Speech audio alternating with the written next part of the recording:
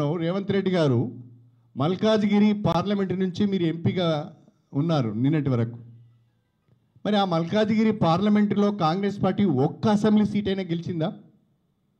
మరి నువ్వు అంత మగాడివైతే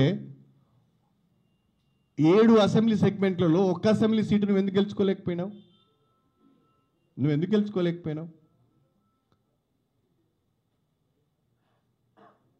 నిజంగా నీవు అంత మగాడివైతే, అంత గొప్పవాడివైతే రేపు తెలంగాణలో 17 పార్లమెంట్ స్థానాలను గెలిచి చూపించు.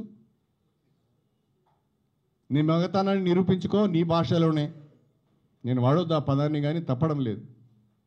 నీ భాషలోనే తెలంగాణలోని 17 ఎంపీ సీట్లను గెలిపించుకొని నీ మగతనాన్ని నిరూపించుకో.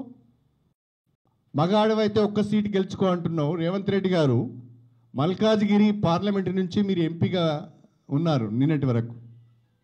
మరి ఆ మల్కాజ్గిరి పార్లమెంటులో కాంగ్రెస్ పార్టీ ఒక్క అసెంబ్లీ సీట్ అయినా గెలిచిందా? మరి నువ్వు అంత మగాడివైతే 7 అసెంబ్లీ సెగ్మెంట్లలో ఒక్క అసెంబ్లీ సీటు నువ్వు ఎందుకు గెలుచుకోలేకపోయినావు?